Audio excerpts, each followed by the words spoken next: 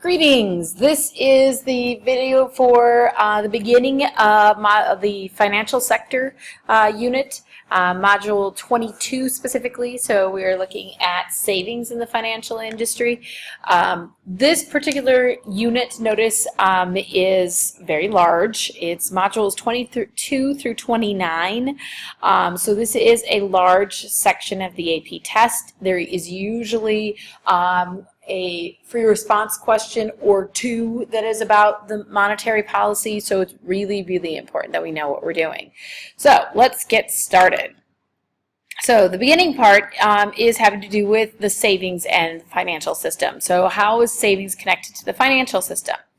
Well, in class, I went through and I talked about the savings and investment spending identity. And so what I went through in class was that I talked about how basically we start with total spending. So total spending is going to be how much we are spending in any one given scenario. So we're not just talking about just consumers, we're talking about all the spending that makes up GDP. So if you remember, we talked about GDP and we talked about total spending is going to be consumer spending, investment spending, government spending, and foreign spending. Now we're gonna simplify this down. For the moment, we're gonna make the assumption that we're talking about a simplified economy that does not have any foreign spending or government spending.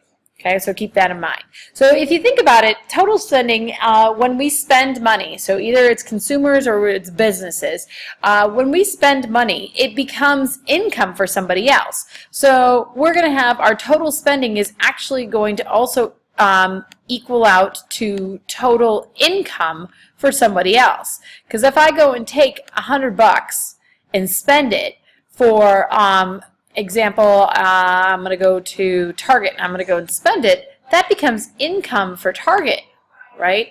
So total spending is equal to total income. This balances out because wherever we spend it, it becomes income for someone else. All right, so that makes sense. But then we can also break this down. And so we can actually go and break this down into total spending. When we talk about spending, what types of spending are we talking about? Well, we're talking about if we're talking about a simplified economy where there's no government spending and no foreign spending, we're talking about consumer spending and we're talking about investment spending.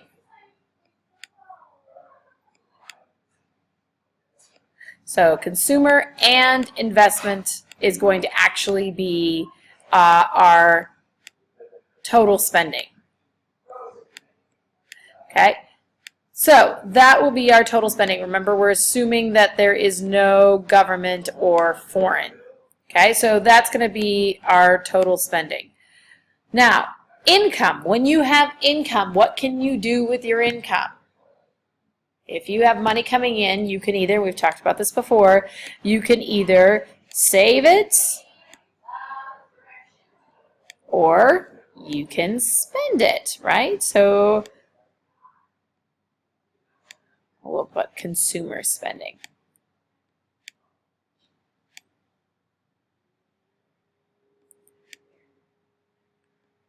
Okay, so we can either save it or we can spend it. Now, when we look at this, okay, you will see that on both sides I have consumer spending on both sides. So I can actually go and cross this out. Okay, I'm going to actually do this. And so as a result, what we have is we have investment spending is equals to saving. Right? That's why our investment spending savings identity, we're talking about basically however much is saved is going to be equal to investment spending, and however much is exactly invested in the economy. Now, I could even go break this down even more. So saving, we could talk about foreign saving. So when we talk about foreign saving, we are talking about capital inflow. I can't spell today. Capital inflow. Or we could talk about domestic saving. So we could talk about something called national saving. Now, within national saving, you can talk about, are we talking about government savings or are we talking about consumer savings? So within national saving, you can even break this down into government versus private. Okay? So, in the end, what we have happening is, and I will write this out for you in notes per se in a minute. In the end, what we have happening is that our investment spending is equal to the capital, capital that's coming in from foreigners, versus as well as government saving, as well as private saving. Okay, so like I said, savings equals investment spending. That's what I just kind of broke down for you.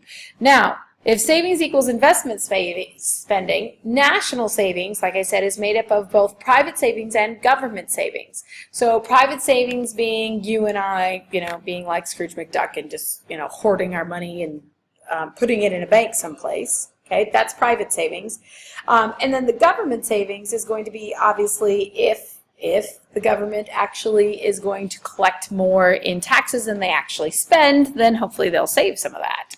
So when the government actually does collect more taxes than they spend, this is what we call a positive budget balance or a budget surplus.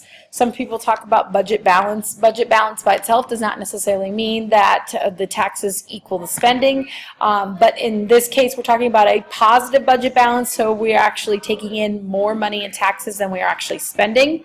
So this one says that's the budget surplus, don't tell your mother. So we have a big old stack of cash someplace that's going to add to our national savings. So when this happens, for example, would be like during inflationary gaps, right, where we're going to either increase taxes or we're going to decrease spending, and so as a result we are basically taking in more money than we're actually spending. The opposite, of course, is going to be a budget deficit when the government collects less taxes than they spend, and so then there's a negative budget balance called a budget deficit. So we're not taking in enough taxes to cover all of our spending. So then you're like, well, how can they spend more? Remember borrowing. Borrowing is one thing that we do lots of and well. So that begs a question of, I had somebody ask, well, when was the last time we actually had a budget surplus? Well, here's what I have to show you. How are our deficits and surpluses over time? I did find this interesting graphic that is looking at the surpluses and deficits. Obviously, anything below the line is a deficit, anything above the line is a surplus. So as you can see, the most recent surplus that we had was back in the late 90s. This was under President Bill Clinton.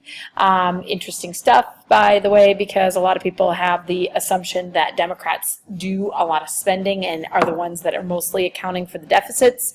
Not true, because, notice that there was a bunch of Republicans before him that had a bunch of deficits. This, by the way, back here, okay, this from about 2008, 2009, 10. What was going on here that was causing all this huge deficit, this budget deficit?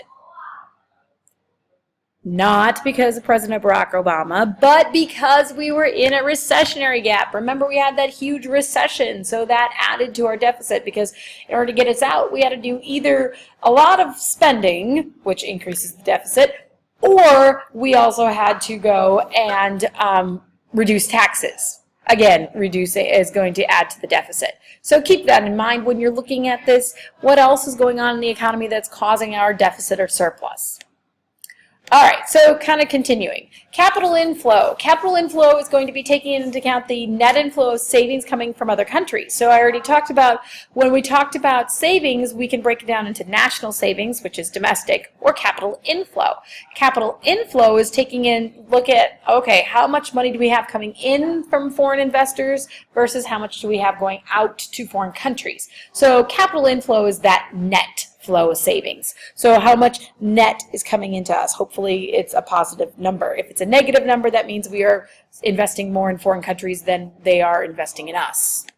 So that foreign currency that's coming in, that's foreign savings. So savings includes capital inflow and national savings. So like I said, savings is going to be the capital inflow from foreign countries as well as national savings, those domestic. So then as a result,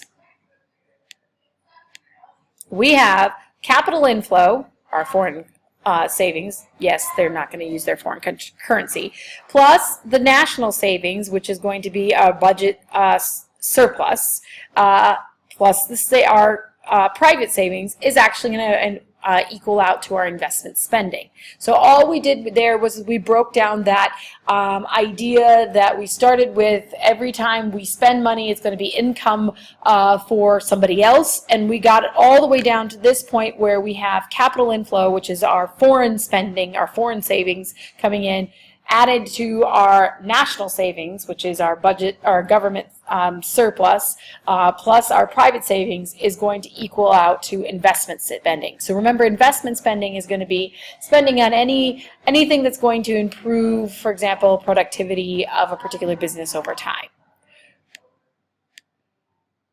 All right, that is all I wanted to talk about for now. So I think we will stop here and look for the next video when we talk about how the financial system as a whole is helpful. All right, thanks for watching.